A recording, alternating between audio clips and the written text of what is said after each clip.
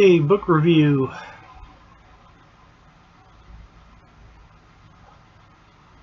I've talked about books here before. Most of the stuff I read now is just novels for entertainment, murder mystery stuff, and really I only like a few authors. I like John Grisham. I like James Lee Burke is my favorite. But it's just entertainment. It's not anything. I used to read a lot of nonfiction. I used to laugh at people reading fiction. Say, why are you wasting your time? But now I like to waste that time.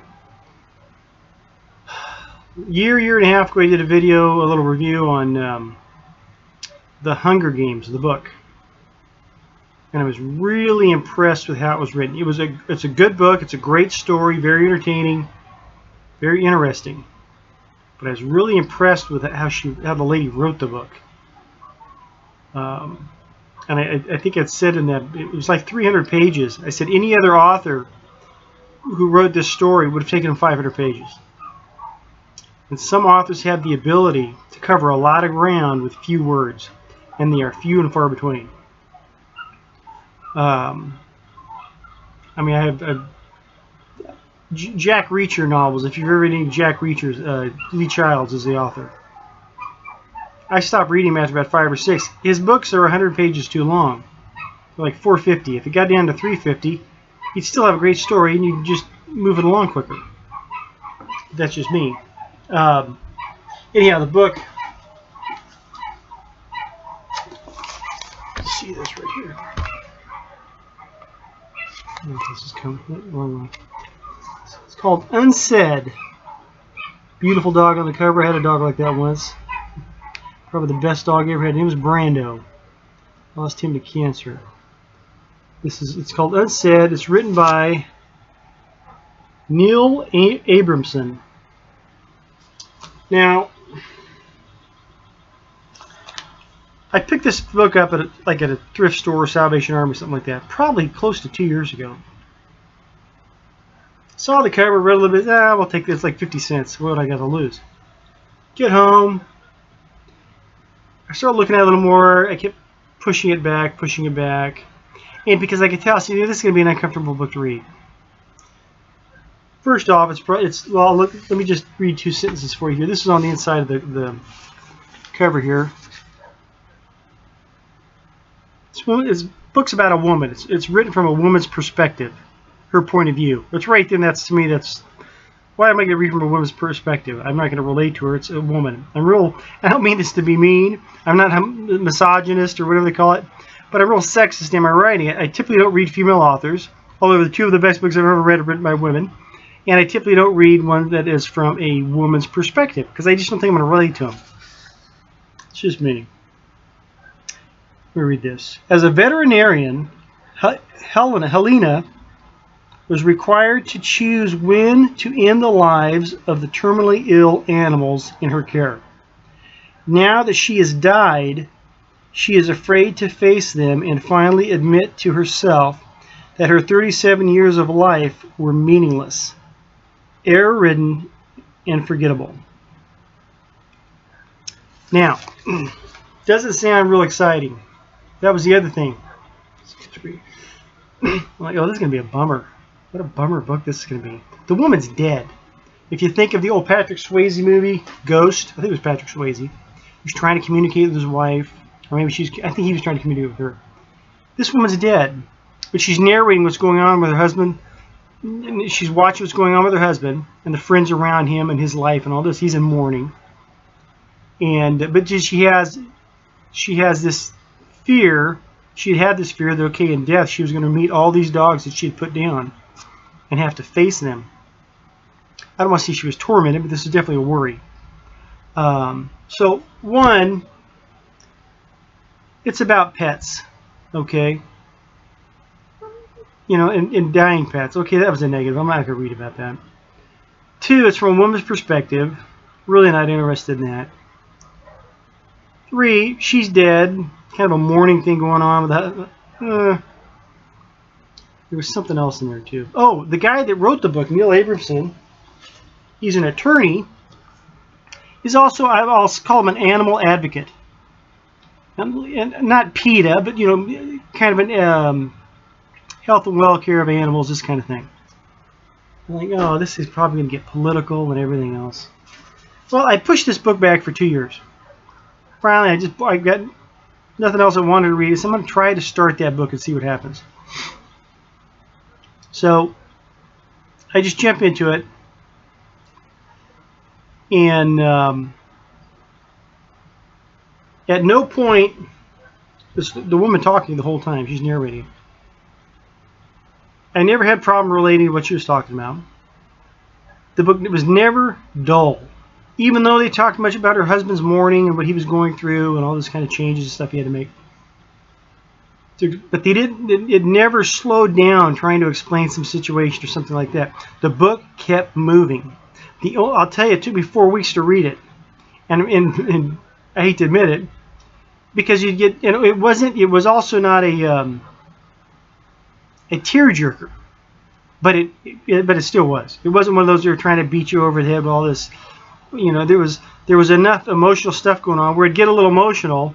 I'd read that part, and it's okay. I'd put it down for 5-6 days. Pick it up, read it again. It was not. It was hard to be a page. It was a page turner, but you kind of get caught up in some of the things that are going along, and not just about the pets. But there's a few times it's okay. I don't want to read this anymore. This is too close to home, and that's not easy to do for an author to get you emotionally. You know, I cried in this book. Okay. But that's because it's well written.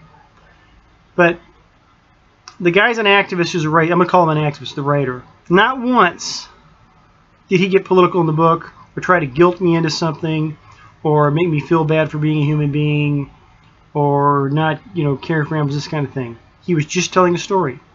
And although there are there's little tones of activism in there, but never came at you with it. Okay, I never once felt that I wasn't relating to the woman who's narrating this thing, because it was really written from a man. Not saying that a woman could do it, but that was never a problem. The characters, all the characters were believable. Nothing was over dramatized or overplayed. And I was waiting for it too, because there was a couple of twists and turns. It was, oh, here's they're gonna, you know, amp up the politics in or something like that. Never happened. And I don't want to say it was an entertaining story, because it was painful in parts reading this thing. But it was a great story, because it was worth telling. But it was everything I held against this book, where I kept pushing it back for 2 years. None of that happened. It never got political. I don't even think the guy, he has in the very end of the book, he talks about what he does in the afterword. And even then, I don't think he hits up for donations or anything. He's part of an organization, but never hits you up for money or nothing like that. I just thought, what a class act. Yeah, it's a great story. Like I said, you get emotional reading this thing, but they're not beating you over the head with it. It was never. I never wanted to put it down where I didn't want to finish it. And I get a lot of books that.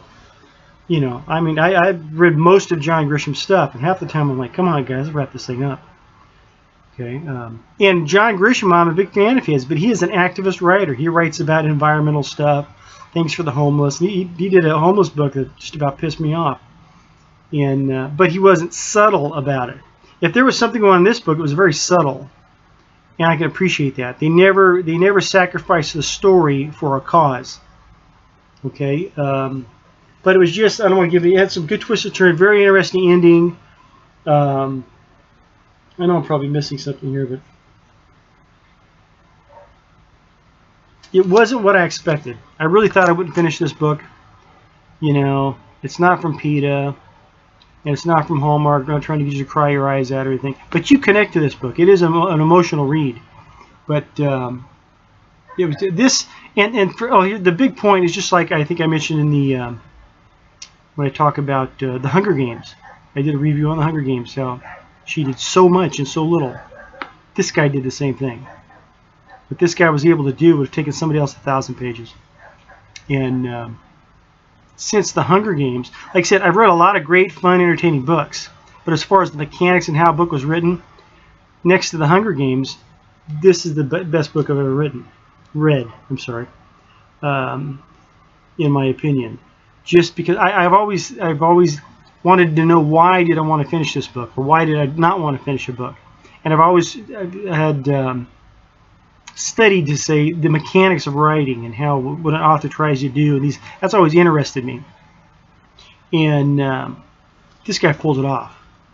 This was a extremely well written book, and I'm sorry it took me so long to pick it up and read it, but it's worth a read. Like I said, if you don't mind crying a little bit, and it's not a big tearjerker, but it's definitely an emotional book.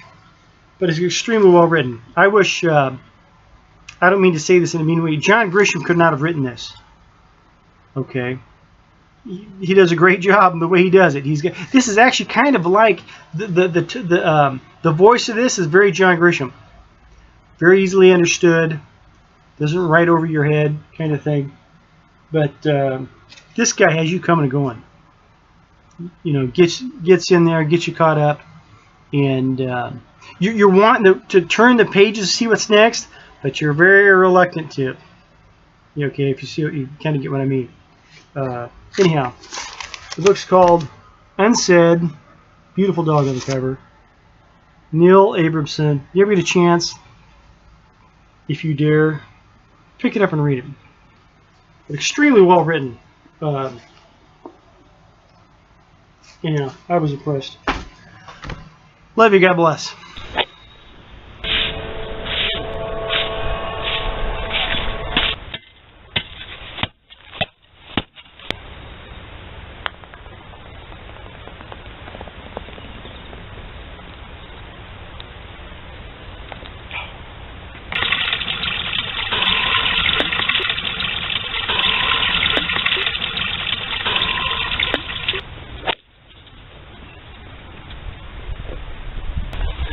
I hit it. I pushed it. See my ball? No. Oh, that's just rude. That's rude. See my ball? Can I play through? See my ball?